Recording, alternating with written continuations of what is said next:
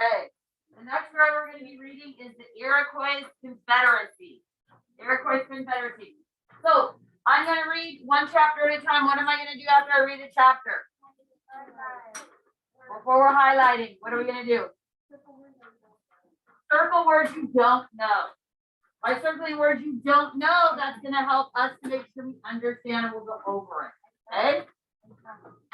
We will then be going back and I'm going to highlight the most important sentence in each paragraph. Why am I going to do that? For the what? For the summary. Okay, this is the Iroquois Confederacy by Monica Halpern.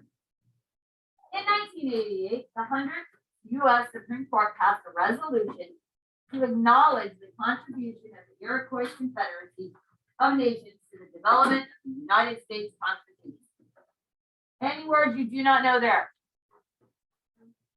Okay. What?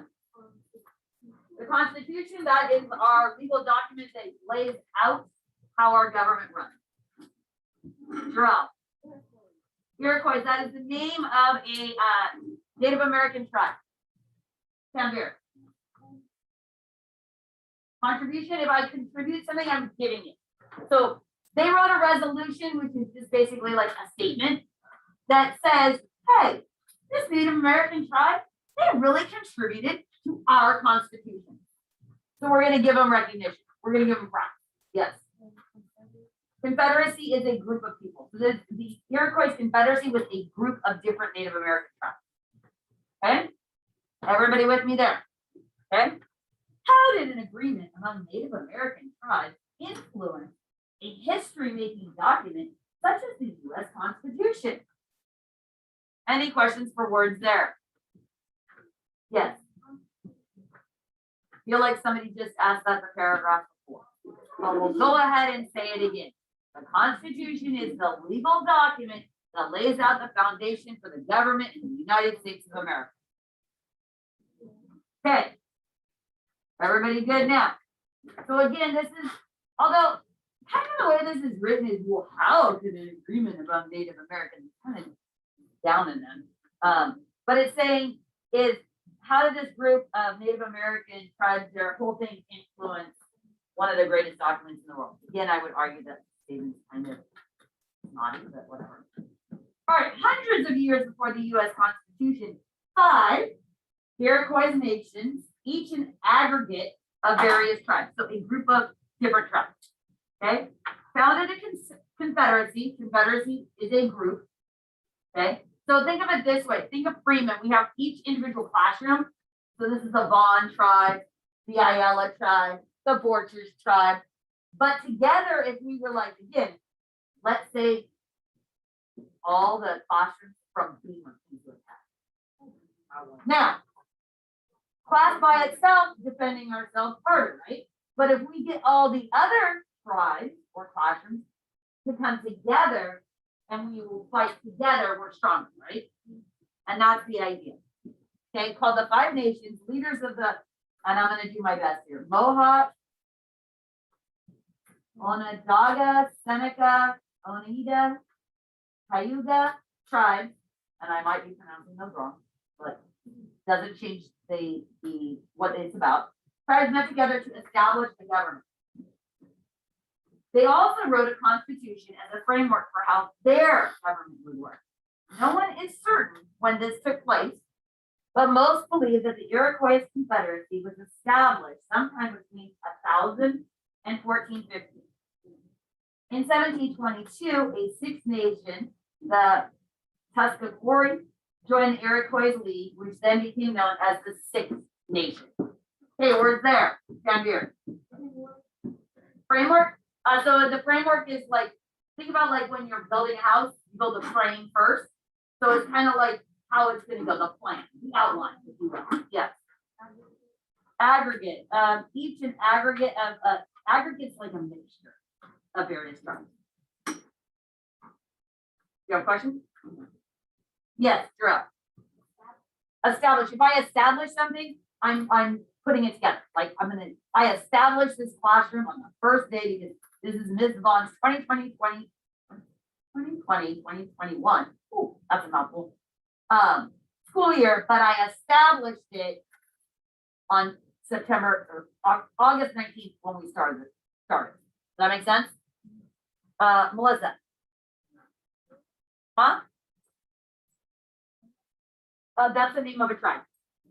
Okay, so all those Mohawk, Onondaga, Seneca, Oneida, Cayuga, Pascagoula are just names of tribes. Right? Doesn't change the meaning if we can't pronounce them, so we do our best. All right, moving on to paragraph 4. These nations, located primarily in the northeastern part of the United States, had long been enemies and were often at war with one another. Then one of their leaders, Winda, worked to bring peace to the 5 nations. Called the Great Peacemaker, he traveled from one nation to the next. Okay, words we don't understand there. Yes, down here. Primarily, primary is like the beginning. So, but in this case, it's these nations located primarily mostly. Okay, so I could use the word the synonym mostly. These nations located mostly in the northeastern. Yes. Winda is the name of the Great Peacemaker. Okay, that's what we're going to be talking about. And I know how to say his name because I looked it up. All right. According to the Iroquois oral history, so what does that mean? Does that mean history that's written down? Oral history is history that's told. So I tell my children tell their children, their children tell their children. And that's why, unfortunately, a lot of Native American history has been lost because it was all orally passed down. It wasn't written down. Okay. Winda used arrows to show the importance of unity among the nations. First, he easily broke a single arrow. Okay? Broke it. Okay, then he tied 5 arrows together and tried unsuccessfully to break them. Winda explained, a single arrow is weak and easily broken. A bundle of arrows tied together cannot be broken. This represents the strength of having a confederacy.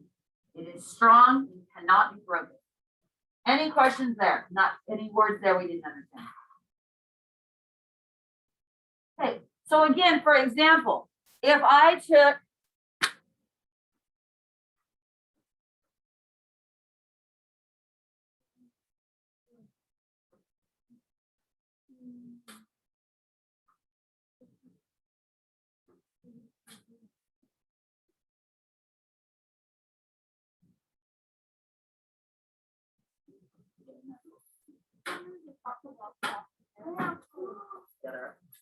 okay, so if I took one of these sticks, pretty easy to break, right? Broke it pretty easily. Okay. But if I take this larger group, they're much harder to break altogether. Okay. So that was the Winda thing is if we stand by ourselves, go back to my example of Beamer attacking it. If the entire school comes at just us, we're definitely not as strong as if we were like, okay, come on, all the rest of the classes. Now we're gonna fight, right?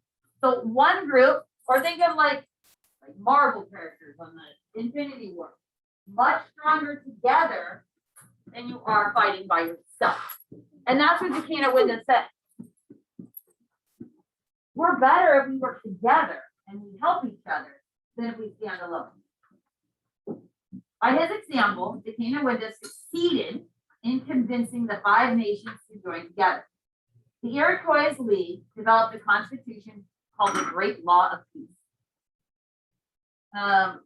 Each nation chose representative called Waianae to send to the Grand Council, which made all the decisions. According to Winda, representatives to the Grand Council should be wise, honest, and worthy of confidence. Should he ever do anything contrary to the rules of great peace, everyone should be deaf to the voice of his advice. Okay, words we don't understand there. Sandra. Contrary, the opposite. to do anything opposite. Any other word we don't know? Yes.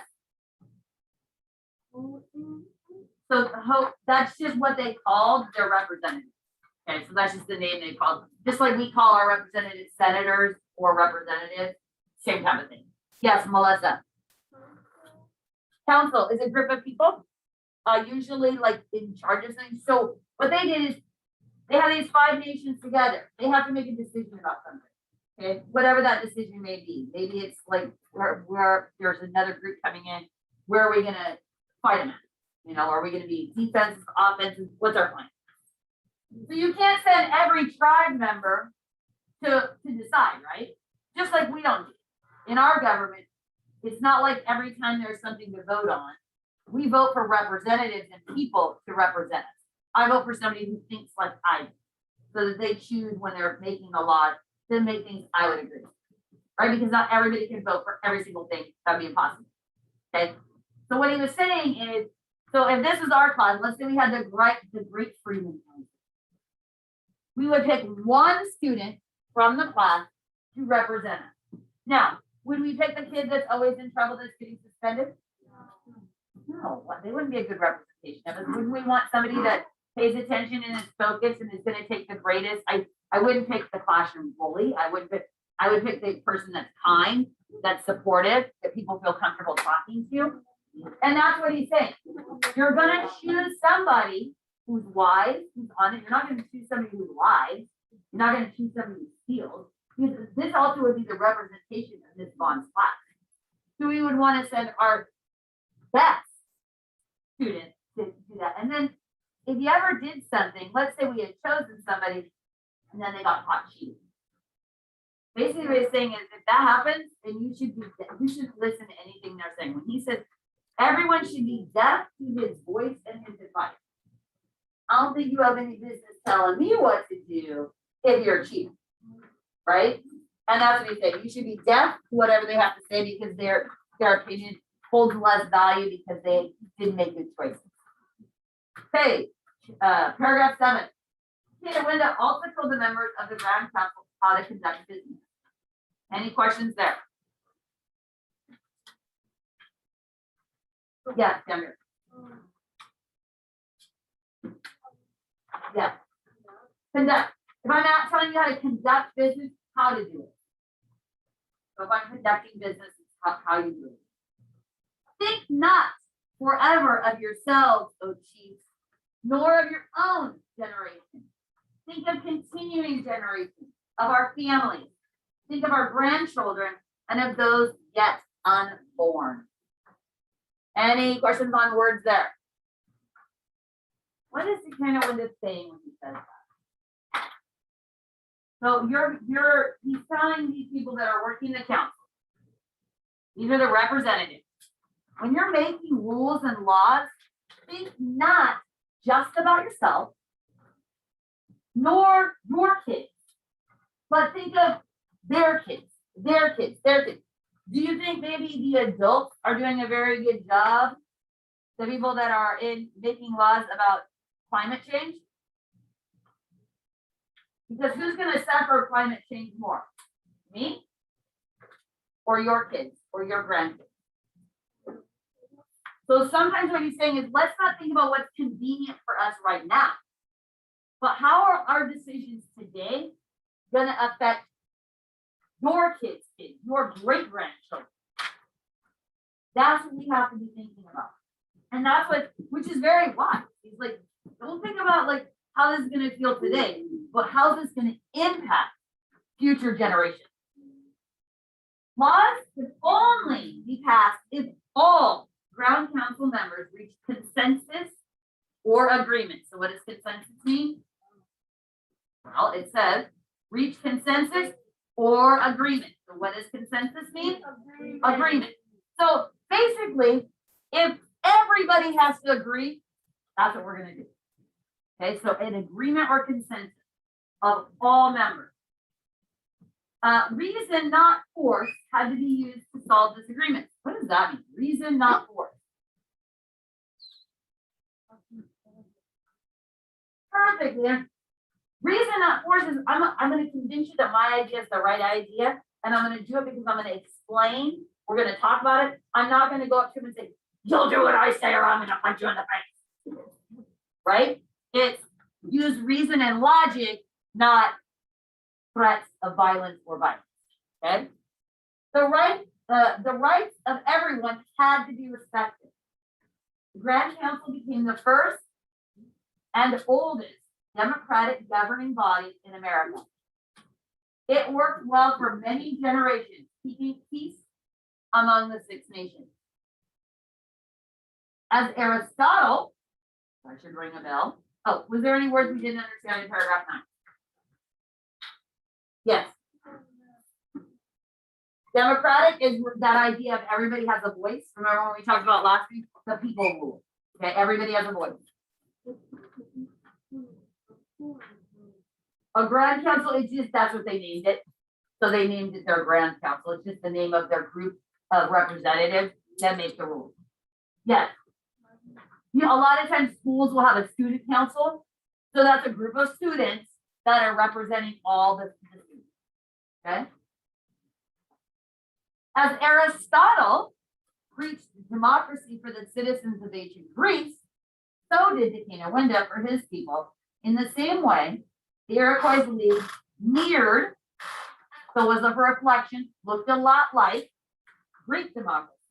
The U.S. Constitution mirrors the democracy of the Iroquois Confederacy. Okay, any questions about words? Yes. Reached, got to an agreement. We came to an agreement. We reached the consensus. We got there. Melissa. Huh?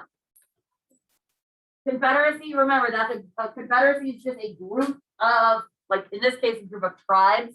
We have the Confederacy and during the Civil War, which is a group of southern states. So it's just a group. We could be a confederacy if we team together with, in some aspects, you could say the school is a confederacy. It's a group of different classrooms, all for the same common goal. Conduct, how to do business. I tell you how to conduct yourself in this class, right? When Ms. Vaughn's talking, you're not talking. When you're supposed to be paying attention to something, your eyeballs are on it. So I tell you how to conduct business in this class. So it's just telling you basically what the rules are, how to hang out in the class. Okay, so, and again, this chapter or paragraph 10 is basically saying Decanawinda mirrored, so we have our first kind of democracy with Aristotle. Decanawinda is kind of doing the same thing they are. And then the US Constitution kind of mirrors what the Confederacy do. So how it all links back to that ancient Greece. Okay, paragraph 11. Benjamin Franklin was a colonial leader who greatly admired the Iroquois League. He wanted the American colonies to join together in a similar union. So union and confederacy can be used as they're similar terms. Okay. When we get to the Civil War, we have the Union, which was the northern states, and the Confederacy that was the southern states, but it means the same thing, a group of, okay? So he wanted the American colonies to join together in a similar union. In 1754, Franklin proposed a plan that would unite the northern colonies. In Franklin's Albany time, I don't know why my brain didn't want to say that, representatives from each colony would form a Grand Council. The Grand Council would operate much like the Grand Council of the Iroquois League. Franklin's plan did not succeed. However, 34 years later, the newly formed U.S. government wrote its own constitution using the Iroquois Constitution as one of its models. Words we do not understand there.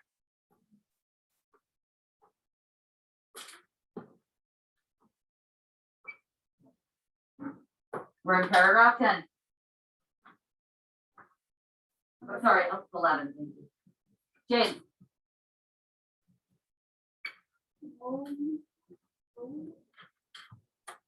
Colonial? Those were like the states before they were states. A colony was a group of people that came, like we had when we were reading about last week of the city in the hill, we had the Puritans that came over and the Massachusetts Bay Colony was a group of people that were all living together before they became states. Okay, so in this case it says, in 1754, Franklin proposed the plan. Does that mean you got down on one knee? No. Not that proposed, right? So in this case, he said proposed was to say, hey, I got an idea. I propose that we, on Fridays only watch movies and don't do school. I mean, I'm sure you guys would all agree. We come to a consensus for that. No, I'm not really proposing that. Sorry. But again, I am giving you an idea and I am suggesting that we try it. So he proposed, he's like, hey, guys, I got this great idea. We should do this. Unfortunately, they were like, yeah. But 34 years later, they did say, oh, that's actually a pretty good idea. Let's look back at that. Oh, yeah. Hey, paragraph 12, more than 200 years later, Orrin Lyons, a modern chief and cultural historian or faith keeper of the Iroquois nation, spoke about the contributions of his people to the formation of the United States as a free nation. Yes. A faith keeper, so basically a cultural historian is Orrin Lyons is a Native American, and so he is a chief, he's a modern day chief. And he's a historian of the culture. So he tries to tell people what his tribe was about, all that kind of their history. And then they also call him a faith keeper, which again, I can say, well, keeper means to like think of a secret keeper, keep secrets. So he keeps the faith in his culture alive by sharing that knowledge.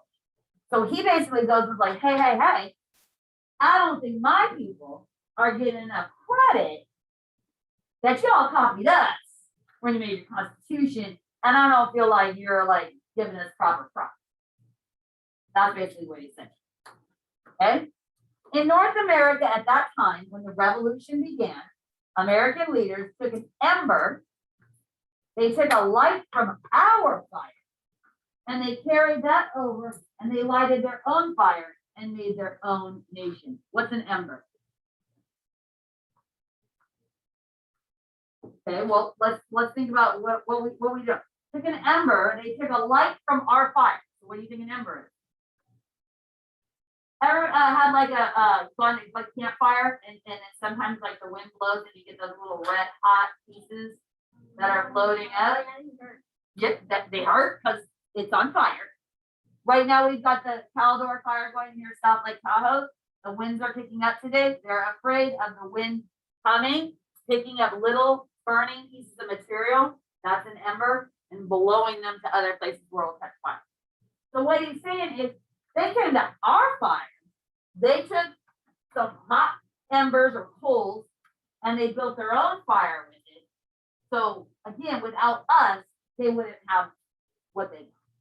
So that's what he's saying. So if I'm taking an ember from something to create a new fire, I'm taking a piece of it. And that's what he's basically saying. You took a piece of what we had.